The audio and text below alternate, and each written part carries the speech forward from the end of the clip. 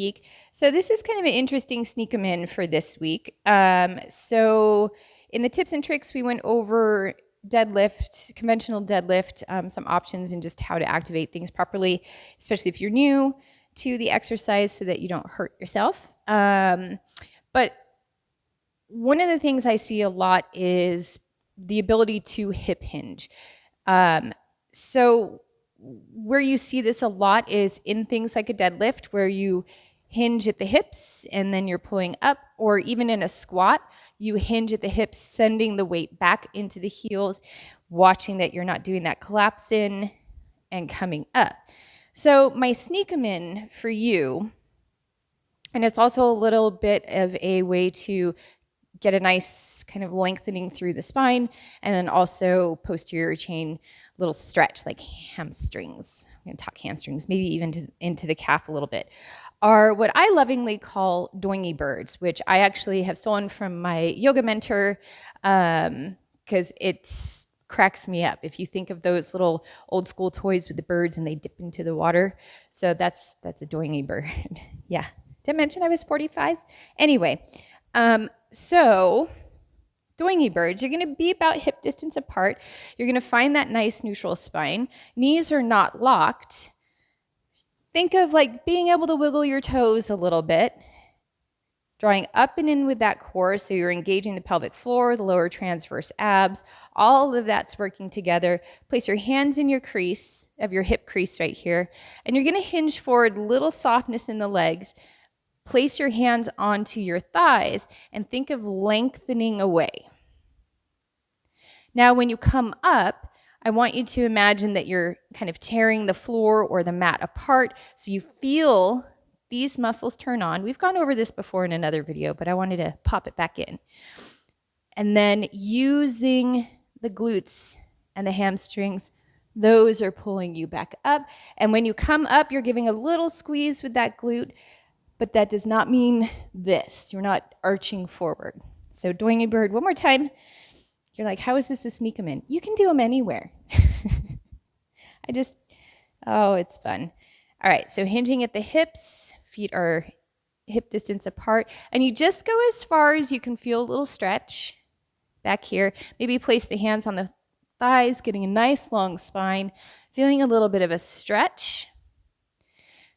Tear the floor apart, feel the muscles turn on, and you're lifting through those legs versus loading that low back.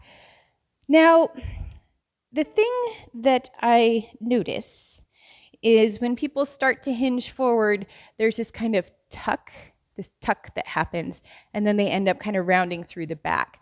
So it's really important to do this maybe in front of a mirror and just see what the heck is going on. But you're hinging forward. So for some of you, it might feel like you're kind of popping your booty out quite a bit. And this creates this kind of pressure into the upper thighs, and thinking of moving this pelvis, tilting it up. You find that length and a little stretch. It could be a micro movement, still engaging the core, and then pulling up. So you get a stretch and you're working that posterior chain as well. But you really want to make sure that you're only coming over as far as the hamstrings will allow, and where you keep that nice long spine. So you're keeping out of that pelvic tilt, that pelvic tuck. We don't want the tuck.